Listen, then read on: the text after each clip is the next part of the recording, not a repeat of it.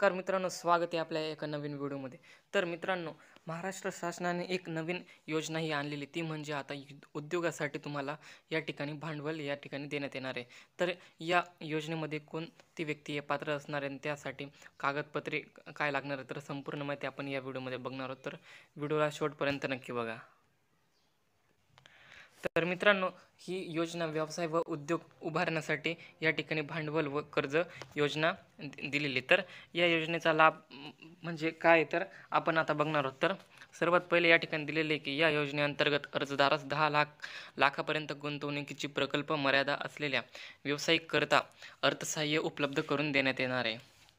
त्यानंतर यामध्ये राष्ट्रीयकृत बँकेचा सहभाग 60% असून अर्जदारास 5% रक्कम स्वतःचा सहभाग म्हणून या ठिकाणी भरता येणार आहे.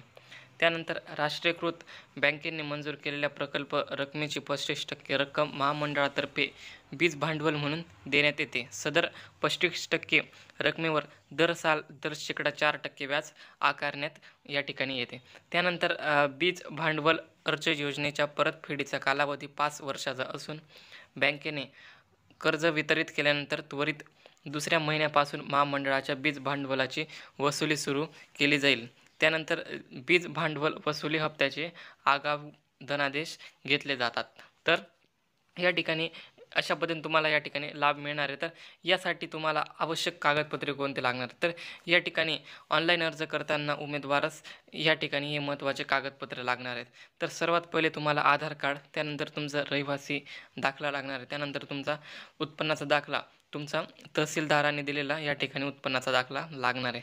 त्यानंतर जातीचा पुरावा म्हणजे तुमचा जातीचा जो म्हणजे कास्ट सर्टिफिकेट जे असेल ते तुम्हाला या ठिकाणी लागणार आहे. तर याचा ऑनलाईन फॉर्म हा तुम्हाला भरावा लागेल. तर या ठिकाणी ही वेबसाईट ही लिंक दिलेली आहे, तर ही लिंक तुम्हाला आपल्या व्हिडिओच्या डिस्क्रिप्शनमध्ये मिळून जाईल. तर तिथे जाऊन तुम्ही हा ऑनलाईन फॉर्म भरू शकता. तर अशा पद्धतीची ही नवीन माहिती. तर व्हिडिओ आवडला असेल तर व्हिडिओला लाईक करा, चॅनलला सबस्क्राईब करून ठेवा, जेणेकरून तुम्हाला असेच नवनवीन व्हिडिओ आपल्या चॅनलवर बघायला मिळतील.